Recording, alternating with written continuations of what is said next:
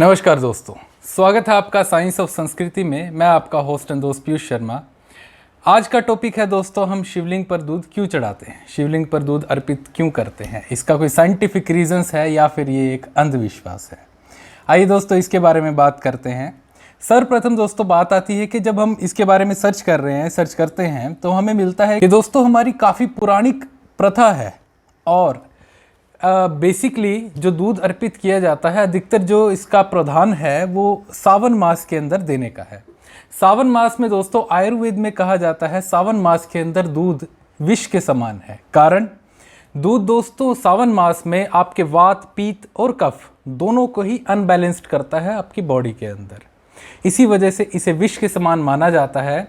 और जैसे आप जानते हैं हमारे देव महादेव जो विष को धारण करने वाले हैं, तो हम अपना जो दूध है हम इस प्रकार के मन में धारणा रखते हुए, महादेव आप विष को धारण करने वाले देव हैं, ये विष, ये दूध इस समय हमारे लिए विष के समान है, आप इसे धारण करें।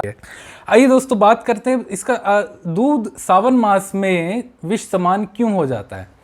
जैसे दोस्तों जब बारिश आती है, सावन मास में जब बारिश आती है, बारिश के अंदर नए नए कीट पतंगे कीड़े पैदा होते हैं और जो दुधारू पशु हैं, दूध देने वाले जितने भी पशु हैं, गाय भैंस आदि, ये उन अपने चारे के साथ साथ इन कीट पतंगों को भी खाते हैं, जिस कारण क्या होता है दूध में विषैले पदार्थ पाए जाते हैं।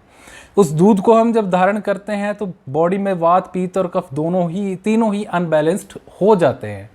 दैट्स वाई हम सावन मास के अंदर दूध महादेव को अर्पित करते हैं। इसका एक साइंटिफिक रीज़न और दोस्तों ये देखा गया है कि जिन शिवलिंग पर जब हम दूध अर्पित करते हैं, और जैसे हमारे पुरातत्व मंदिर हैं, जितने भी हमारे पुरातत्व शिव मंदिर हैं, वहाँ पे शिवलिंग और शिवलिंग के आसपास की धरा को बड़ा मजबूत देखा गया है दोस्तों।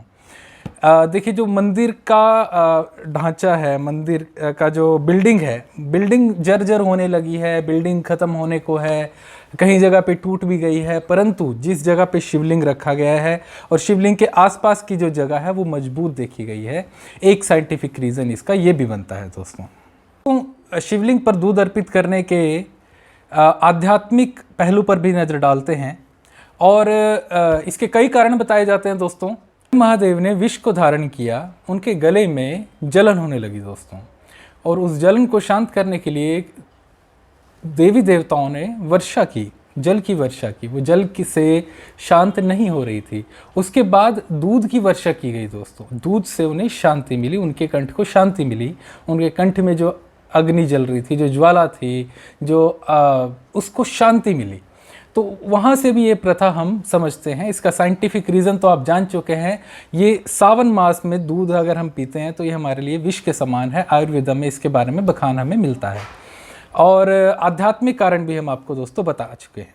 दोस्तों ये थे कुछ तथ्य हमारी भारतीय संस्कृति की कथाओं के, या फिर जो हमारे रीति रिवाज हैं उनमें से शिवलिंग पे दूध हम क्यों अर्पित करते हैं, उसके कुछ साइंटिफिक रीजंस। आप हमारे साथ जुड़े रहिए, लाइक दीजिए, सब्सक्राइब कीजिए।